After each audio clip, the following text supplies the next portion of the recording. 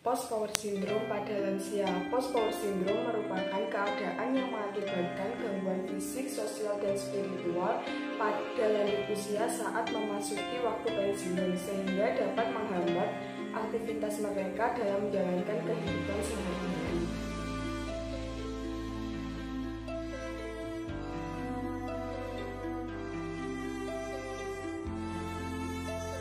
Gejala-gejala post-power syndrome. Gejala yang pertama yaitu gejala fisik.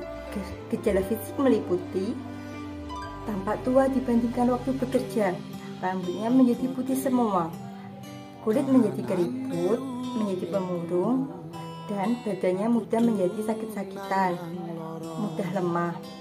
Gejala yang kedua yaitu gejala psikis. Gejala psikis meliputi merasa cepat tersinggung, merasa dirinya tidak berharga, menarik diri dari lingkungan pergaulan, dan selalu ingin bersembunyi. Gejala yang ketiga yaitu gejala perilaku. Gejala perilaku meliputi umumnya malu bertemu dengan orang lain, suka melakukan kekerasan, suka marah-marah di rumah maupun di tempat umum lainnya.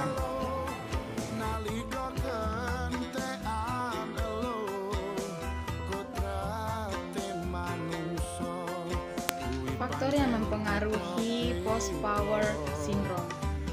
Yang pertama, kepuasan kerja dan pekerjaan.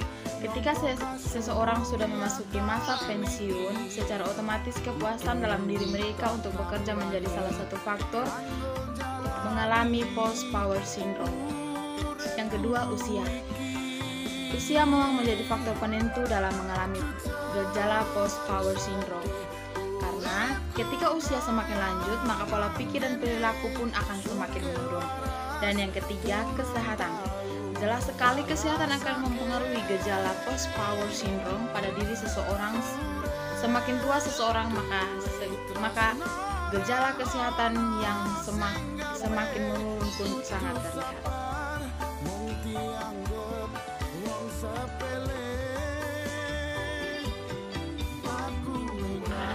Penyebab post-power syndrome menurut Kartono dalam Yunani 2013, penyebab post-power syndrome ialah yang pertama yaitu individu merasa terputus dari lingkungan yang sebenarnya ingin dimiliki dan dikuasai terus-menerus. Yang kedua yaitu individu merasa kecewa, sedih, sengsara, berkepanjangan, dan seolah-olah dunianya merupakan jalan buntu yang tidak bisa ditembus lagi.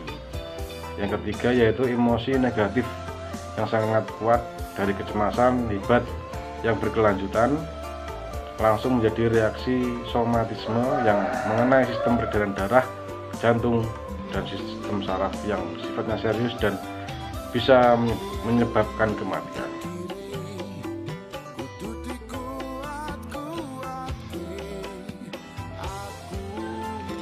Strategi penata laksanaan.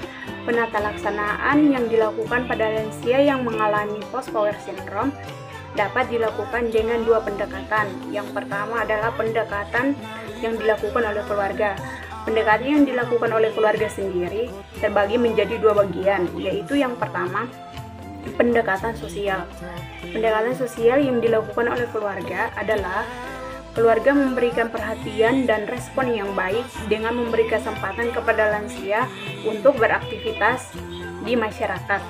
Yang kedua adalah pendekatan spiritual.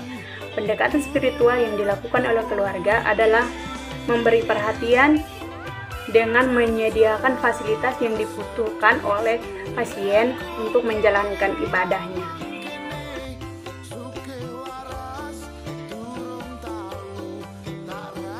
Pendekatan yang dilakukan oleh perawat diantaranya yang pertama, perawat harus memberitahu keluarga akan pentingnya komunikasi antara keluarga dan lansia. Misalnya dengan memberi penyuluhan yang lebih mendalam kepada keluarga yang memiliki lansia. Yang kedua, perawat dapat memahami atau mengetahui dengan pasti perasaan lansia pada situasi tertentu. Misalnya dengan menyampaikan pendapat, perhatikan juga situasi lansia, apakah lansia dapat menerima pendapat tertentu atau tidak. Yang ketiga, perawat mendorong lansia untuk mengungkapkan perasaan dan persepsi pribadinya. Misalnya dengan cara mengajak lansia berdiskusi lebih jelas dan sesuai dengan maksud tujuan kita, supaya tercipta rasa saling percaya pada lansia untuk untuk mengungkapkan perasaan pada